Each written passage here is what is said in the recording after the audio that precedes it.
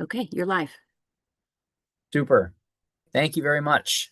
Um, I will officially start us off now. Hello, everyone, and good evening, and welcome to our October installment of the Pillar One Advisory Committee meeting. We're grateful that you've all joined us and taken the time in your evening.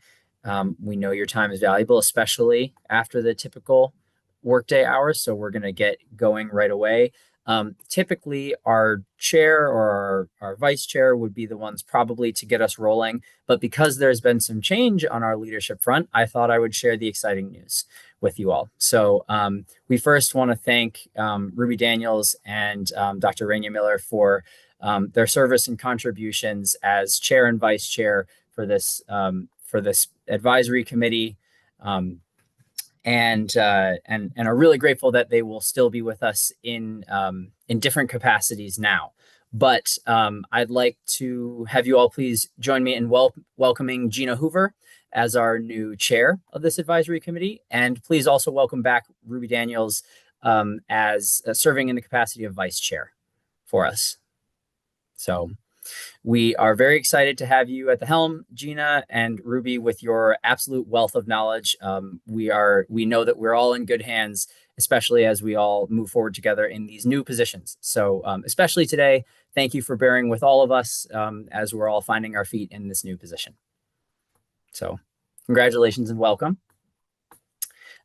Gina or Ruby, any words that you'd like to say to start us off?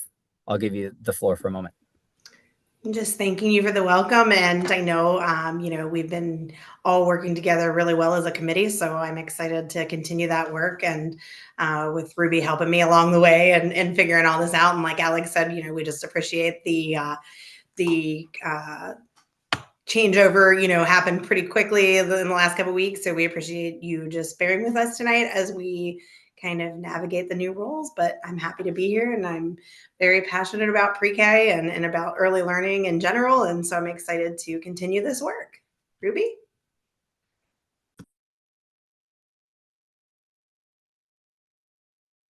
I have to unmute myself. Thank you so much, Gina. I too am excited with my new role, and I'll be supporting Pillar One as always. And I'm just happy to be here and happy to see the MSDE team being here too, and our committee. Thank you so much, and looking forward to a robust discussion. Do you want me to pass it on to somebody? I'll take it back over just for a couple of moments here. Thank you both, and again, welcome to your new roles as our committee leadership. I will also share, and after I give an update from the AIB, I really will pass this over to Gina and Ruby to sort of take us on from here. But I will also just share that today's topic of discussion, I want to thank all of the committee members for sharing their input on what they hope to talk about in today's meeting. Talking behind the scenes after gathering your input, the chair and vice chair and AIB have landed on access for multilingual learners and students with disabilities in both public and private pre-K settings. As our topic of discussion today, we're going to talk about how we can support those learners and what's being done across the state to make sure that they have what they need to thrive in all pre-K settings. So we're really looking forward to that discussion today. This will be the meat of our conversation today. While I'm talking, I'll hold the mic for just a couple more minutes. Rachel Amstutz, I will call on you just to have your ears perk up. I am about to share a couple of updates on the AIB side.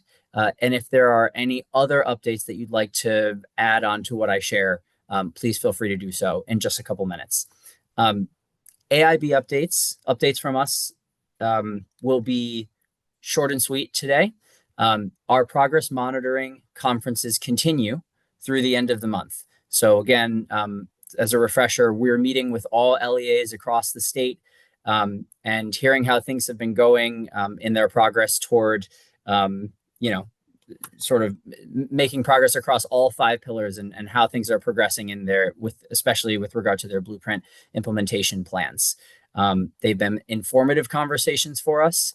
In terms of Pillar 1 conversations, we've been having engaging discussions with these different LEAs about things like how they're working to engage with private providers and support them as they continue consider applying for pre-K expansion grants, hearing about the challenges that all kinds of providers, public and private alike, face, and so on. So these progress monitoring conferences, like I say, will finish probably near the end of this month. The other update is that we were able to follow the Maryland State Department of Education's updates earlier this month, and I want to acknowledge and say hello to our friends and colleagues from MSCE who are on the call with us today, under Sarah Neville Morgan and co. And I just wanted to acknowledge that they were able to provide some updates with regard to the Child Care Scholarship enrollment, and are leading us forward with grace on that front. I'll just share with you all, in reviewing their recent town hall, MSC has acknowledged that providers are would love to see some updates with regard to the repayment system and are working to make improvements. The MSD is assessing the current state of the Child Care Scholarship enrollment freeze, and plan to collaborate with other interest holders across the state to determine where to move next from here. And also provided the update that they'll be accepting credential renewals for providers, and providing financial support for related professional development moving forward. I'll first pass or see if my colleague Rachel Amstutz would like to add anything to that, and then I will give our friends at MSC just a moment to see if they'd like to supplement anything that I've just said. So Rachel, I'll give a moment if you'd like to add anything.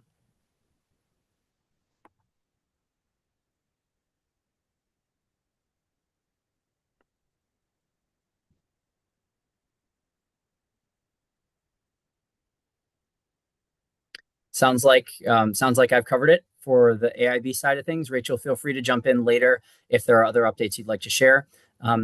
Folks from MSCE, please feel free to supplement or update anything that I've just shared. I just wanted, because I know how much work went into that town hall earlier this month, I just wanted to relay those messages that you all shared, and please let me know if there are other things to add. Thanks so much with that, Alex and Ruby, for leaning in and sort of uplifting some of the issues, which is always very helpful. We are digging deeply into it. It's more complex than we had hoped, so lots to do there. And we are working on a small contract to bring in someone to help facilitate our code design process. We're really very much committed to bringing providers and families together to work more on a process that makes sense and that isn't as heavy in compliance while still being accountable for public funds, but really looking more at how are we supporting high quality care and access to it through our subsidy childcare scholarship. So that is underway, more there. We're also really, I think everyone looking at what happens with the federal government, because we know that our other parts of our programs who also have our pre-K money are Head Start. And so while we know they are still able to operate now, wanting to look long-term at that, at our federal funds that go to schools, like all over the place, there's a lot, I think, of tension and unknown as we all link arms and look at that together. And then we just got our NEAR report in. So shout out to Nikia. Thank you for getting that across the line. And Laura for diving in our first time looking at that data. But as you all probably know, every year there is a NEAR report on the state of pre-K.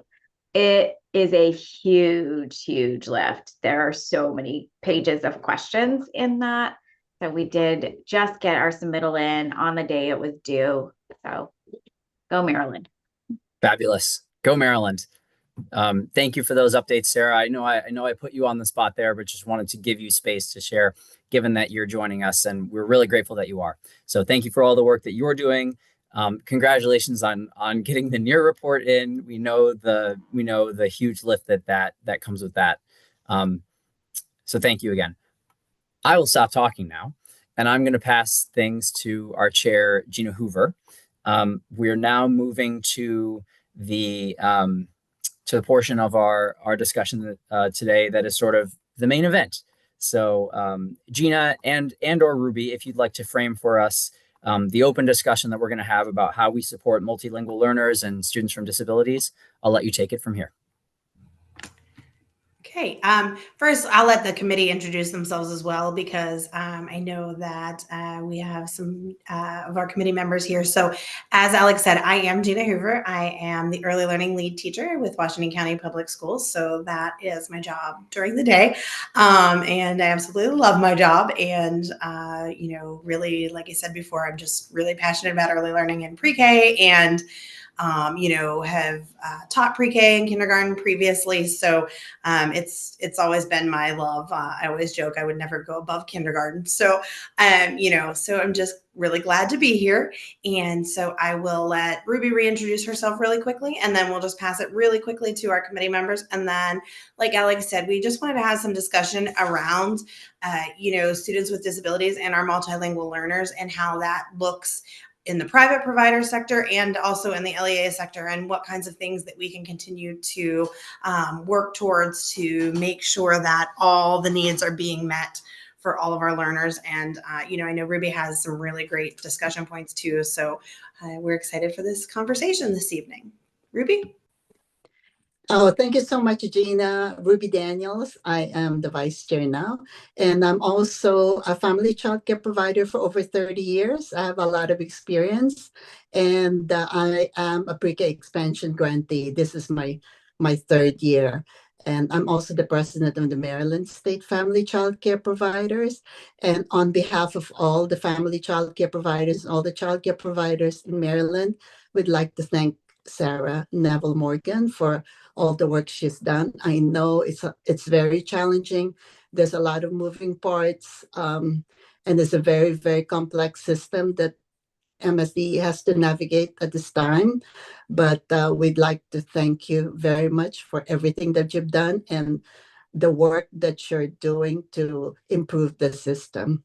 And I'm excited for the code design of the Child Care Scholarship, because there's a lot of things that can be improved that will make it run smoother and better. So a better design is on the way. Thank you so much. And I'll pass it on to Dr. McMahon. Hello, everyone. I'm Jennifer Mata McMahon. I'm a professor of early childhood education at UMBC and a member of Pillar One Advisory Committee. Pass it, Dr. Miller. Good evening, everyone. Dr. Rania Miller, Consortium of Accomplished Educators. Early childhood educator and consultant.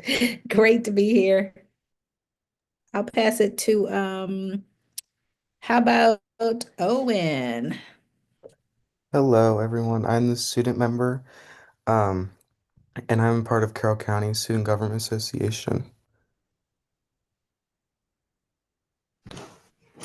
So that is our committee members. And so we're glad that you're all here, and we're glad to have our friends from MSDE here and the AIB as well. So we are just, like I said, we're going to kick off our conversation. This is just kind of a discussion tonight. We don't have any particular guest speakers this evening, but we wanted to just have some discussion around the topic and kind of keep it open, so that if we do want to have some guest speakers in the future to continue the topic, that is most certainly a possibility.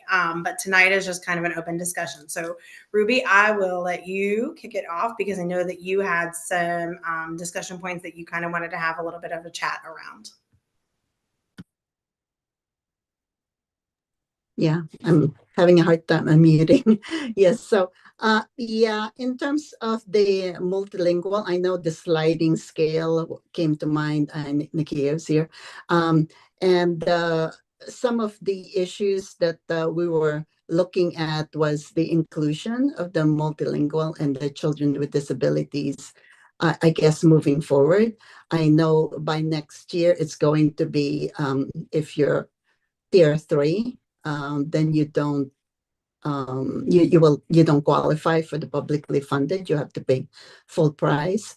I'm hearing from, especially the children with disabilities, a lot of those families, even if they make, the over 600 federal poverty level, a lot of them are struggling. And I did share with Alex and Gina just now on a program that actually supports the autism spectrum, in terms of the aftercare. I had a situation before where I was taking care of a child, and this child was in the autism spectrum. The families are unable to rest because of at night, the child is awake and wants to play, and it's really hard for them. So a lot of those children, the families of the children with disabilities are not in the same situation as an ordinary household. So I just want the AIB and the MSDE to keep that in mind, and also the multilingual families. It's really important because the first 5 years of the child's life is vital in in catching the ability to understand and learn new languages. So if we can just tap into that, so that way moving forward, when they get to kindergarten, then they will no longer need services kindergarten and beyond. It's really hard. I'm also hearing from teachers that are in the public school system that I think they're discouraged in using Google Translate. I'm not sure if that's specific to certain counties or certain schools. And you know how difficult it is to communicate without using our devices. So we use specs. I got this from from the special ed teachers. So that's also another resource that we get as private providers. They provide us with this, and it's already done. So it's we can use it when we're teaching calm bodies, and then quiet, and it's really very powerful and stuff. We get a lot of those resources from the public school, like this is like related arts, right? And then we're connecting, all this stuff.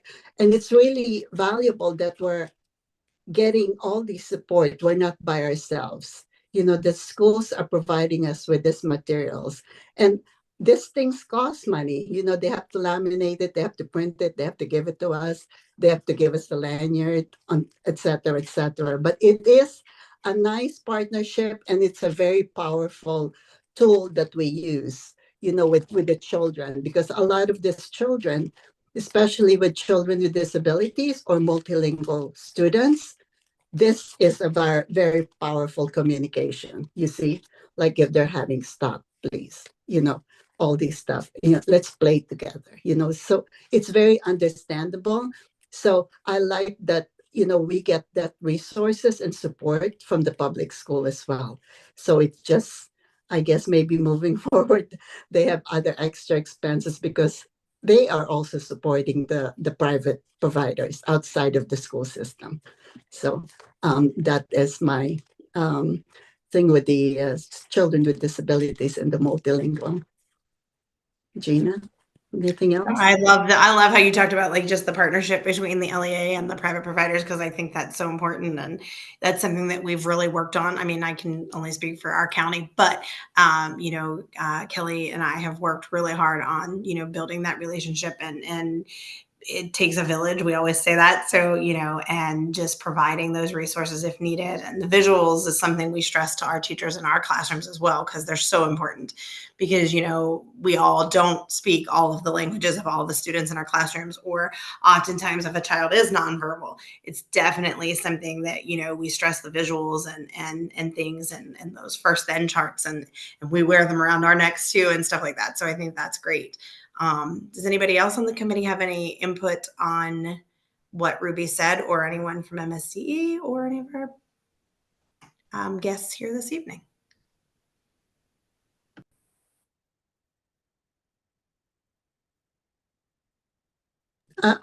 Another thing also, Gina, that I want to highlight is, the infant and toddler.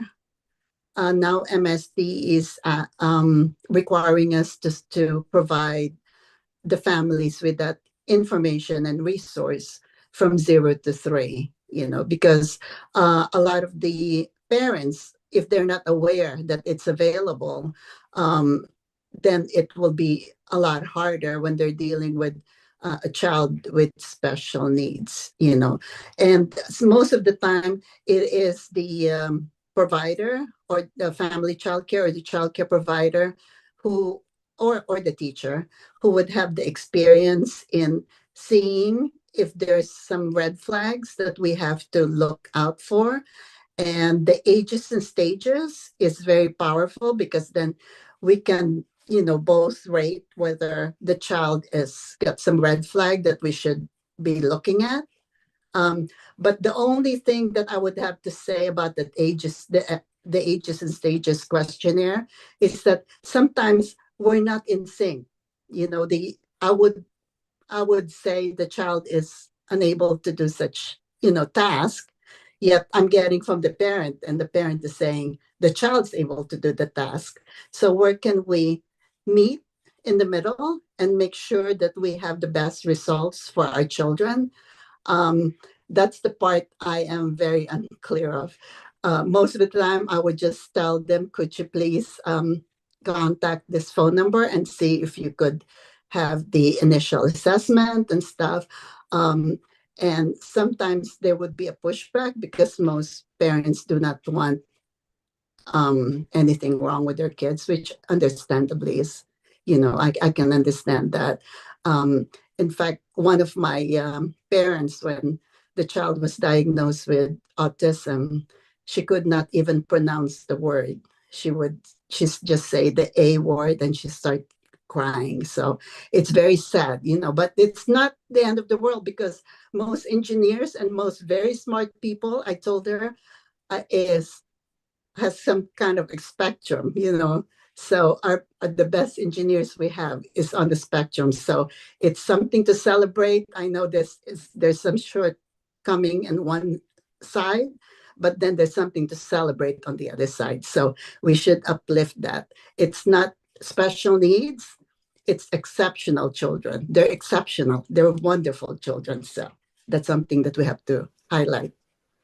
I completely agree. And I think too that early intervention piece is key. Like we have a birth decay department in Washington County that's fabulous. And, just working together with them to start, helping children as young as possible so that when they're, by the time they get to pre-K and kindergarten, we have some things in place that can help them to be as successful as they possibly can be in the classrooms and stuff like that. And, just that keeping that transition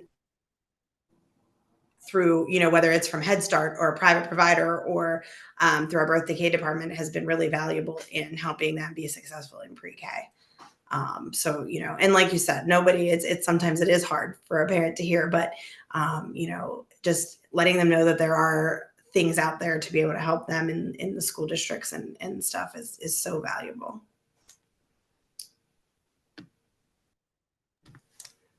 Anyone else have anything that they would like to add to the conversation? And I'm wondering too, if it's possible at some point, we could probably see if somebody from our birth decay department could come to a future meeting and be able to continue this conversation, or that's just a thought I'm throwing out there. Absolutely. I feel like this is a conversation that will always be one that can be continued and furthered and so on. I'd love to encourage other folks on the committee to share. If you have anecdotes, if you have personal experience to share, please feel free of how you support or you have seen providers across the mixed delivery system support students with disabilities, support multilingual learners. Please also share if you have questions, if there are particular issues that you all are hoping to tackle or things that you're wondering about in this space. Want this to be as open and free-flowing of a discussion as possible.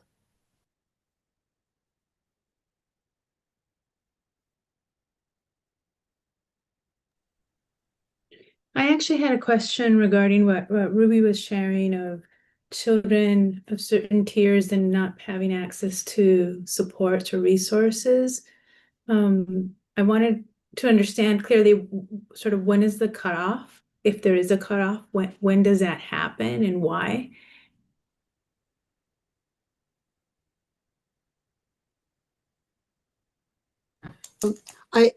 Are you referring to the infant and toddler and child find? No, even within pre-K, there's depending on family income, there's a tier of students that don't qualify for supports.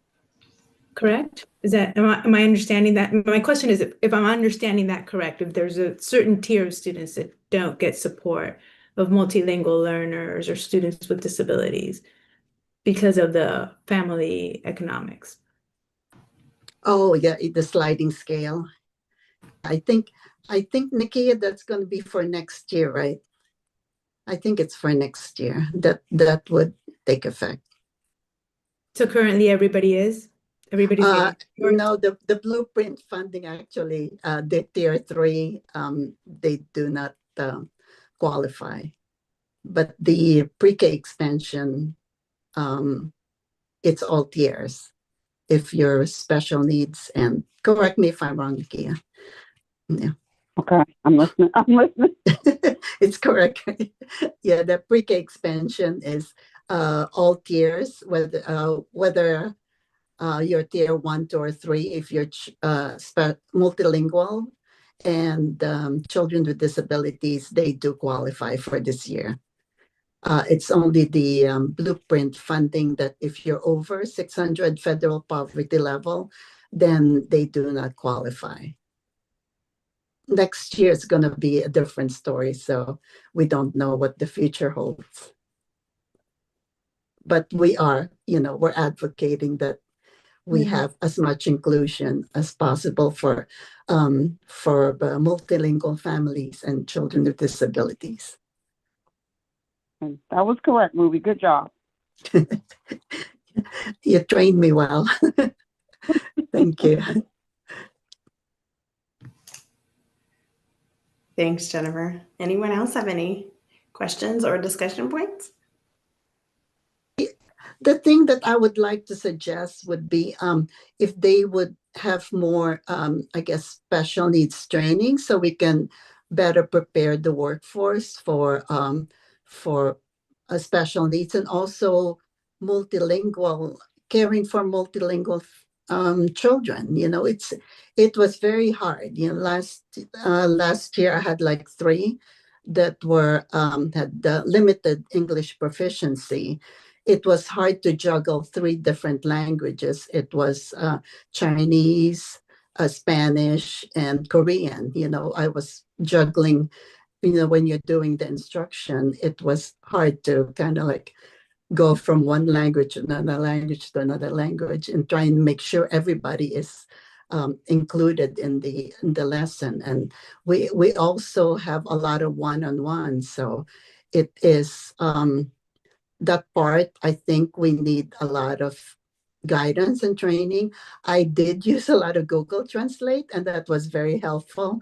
But by the time you tell the child to speak, or to respond, there's a gap, and then the Google Translate is not picking it up. But it was very helpful. And now, after that, the children were ready to go to kindergarten without added support. So, but I think some more training for the other providers would be very helpful in terms of how to do classroom management, and how to manage children with disabilities, and how to manage multilingual families in our setting. So if that can be part of something that MSDE can develop or look at in the future, would be great.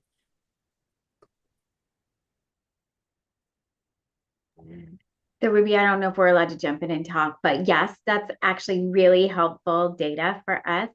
Nikia is working with Dr. Savage. So Dr.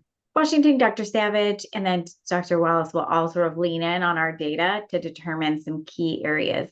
And I think anytime you're looking at pre-K, those same things come down. How are you supporting multilingual learners to deepen their English language acquisition, but still retain home language as part of that? So really trying to support both. How are you supporting children with disabilities in inclusive practice so they have access to the full curriculum in the program?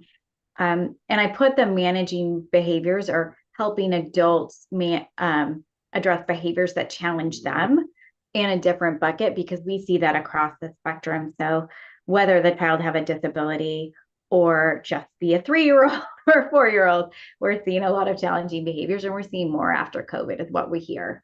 So regression and toileting, additional challenges, and just sort of managing self as part of that. So I think those are big things that we can lift up. And we would add understanding development as part of that. So really understanding children's development is critical in that space.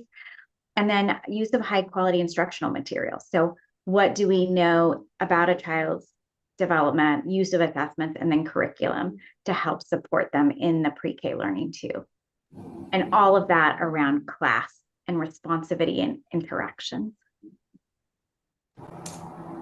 I love all those ideas, Sarah. It's it's ever changing, and education's changing, and like you said, coming out of COVID, you are seeing some different things. So I definitely think anything we can do to prepare our teachers in the LEAs and coming out of college and different things like that, and in the private provider sector is definitely something that is really important to just be able to educate all the friends that join us in our classrooms. Thank you.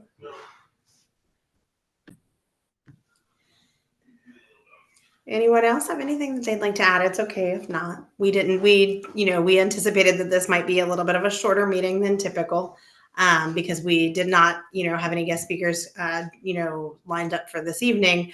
So it's okay. And I, like Alex said, I do think that this is a discussion that will continue, and we can definitely dive deeper into it. And I know we appreciate MSD's thoughts as well on the process of educating ML students and students with disabilities. Alex? I want to echo that. Yeah, thank you, Gina. I think this is a conversation that will continue. I know we keep saying that today, but because we all know that this is something that we can always all educate ourselves about better and learn to navigate better as a mixed delivery community in the state. Sarah, I'll just reflect very quickly.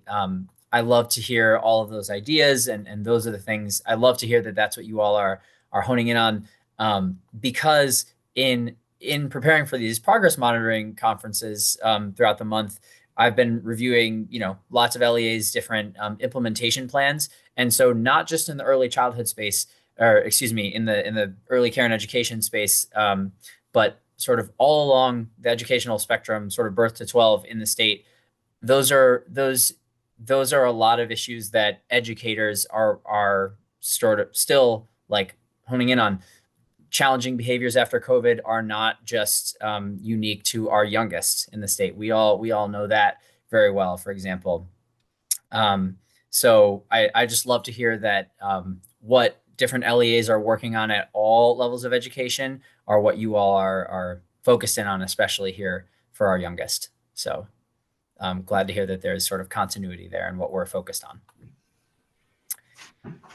I always say that's one of my favorite things with some of these meetings is hearing what other LEAs are doing, what, just learning from each other. And, even I know here something a lot that we talk about is students on the autism spectrum, because, our teachers will ask, how can I help those students? And, when I was in high school many, many years ago, I knew one kid in my whole high school that had autism. Now it's definitely something that is more prevalent and things. So just getting those education around that is so valuable. So I agree with Alex. I'm glad to hear that we're talking about that as well. Thank you, Gina. I think if it sounds like our discussion is coming to a close on this front, maybe we can move on to our next agenda item, which is again more open-ended to the entire committee. It's just we call it committee feedback and highlights. So we know we've given you space to share, reflect, contribute to this conversation. But if there are other updates or key takeaways that the committee would like to share with each other right now, let's give a few minutes to open the floor for that. Just sort of anything you're working on in your space that you think would benefit the good of the committee.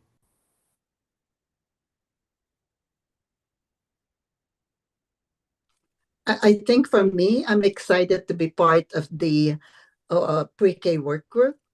So I think next meeting, we're going to be tackling the grant application, which is one of the biggest challenge that the private providers is facing. I know a lot of MSD people are here and Laura is here to help with that work group as well. So I'm really excited that we are included. We're the ones who are applying, so we know the questions, we know the struggles, we know the pain points and the stuff that we have to talk about, so that way it can be refined, so it's better and easier to navigate and to do the application. So I'm really excited about that work group. Good. A couple months, I think October and November, we're going to be diving in on the application. So I'm thrilled. Yeah. Ready to go, Ruby. I know it's a lot of reading, and of course, but I'm sure we'll get it. I'm really excited. We're developing a better system in the pre-K world, in the scholarship and everything. So this is really an exciting time. Better system, better MSDE. Go MSDE.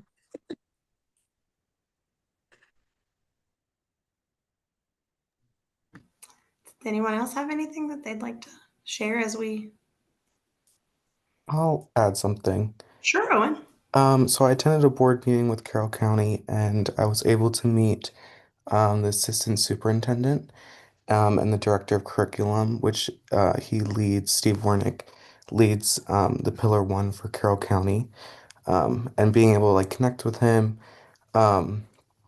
So I'll try to gather information from him and his thoughts about things and, relay it back here on a county level. So I was glad to meet them and just thought that would be beneficial to share.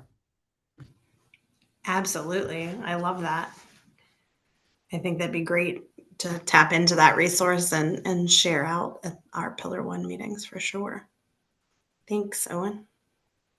Oh, and that would be nice if we could, get some guests from Carroll County, get them engaged too.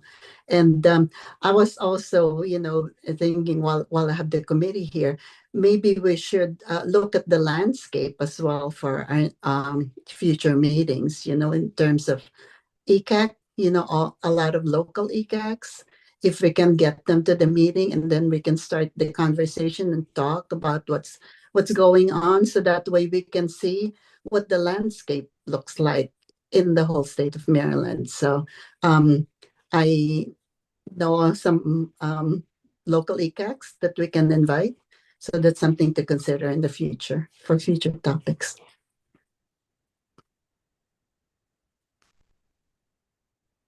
Fabulous. Thank you, Ruby. Thank you, Owen, for also sharing that you've made that connection with Steve Warnick. We love to hear that. I'll take this moment to say again, thank you all to the members of the advisory committee for sharing your input on what you'd like to talk about in this meeting. For the November meeting, we will be sure to, so I will link once again, either I or Gina can link once again to the topics of discussion that you all have, we brainstormed in our first meeting as suggestions for what we might talk about this year. If anything comes to mind for you all as particularly, pertinent for discussion in November, please email us before, as you did again. And please, everyone on the advisory committee, please feel free to suggest guest speakers to bring.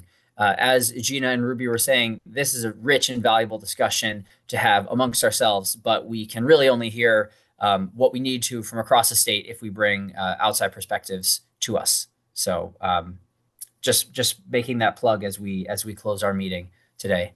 Gina, I'll hand it back to you in case there's anything else that you would like to share or have the last word before I close this up and talk about our next meeting. But that's what I've got for the moment. Okay. No, thank you. Again, just thank you for the welcome for my first meeting as chair of the committee. I am glad to be here, and I just want to again thank MSDE and the AIB for being here on our Pillar One committee meeting. I know, like I said at the beginning, we are a great committee, and there's so many topics that we could discuss in early learning, and it's an ever-changing area in the blueprint and just in general. And so I'm excited to continue the work that we've been working on for the last few years. So I will just end my remarks with that. But again, just thank you all. And I hope you enjoy this beautiful fall weather. I know it's supposed to get hot again, and I really wish it would just stay nice out like it is today. So over the heat.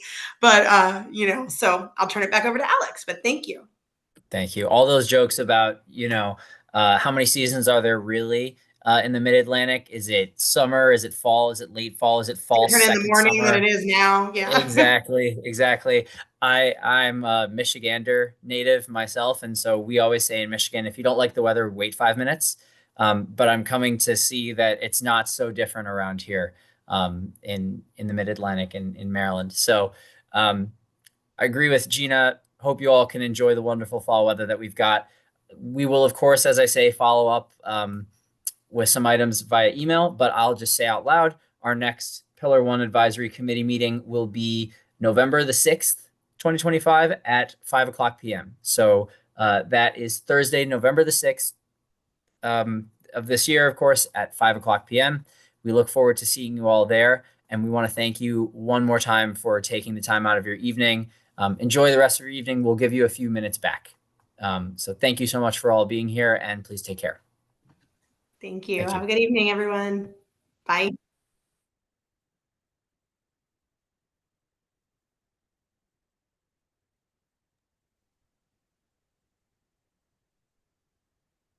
We'll be in touch.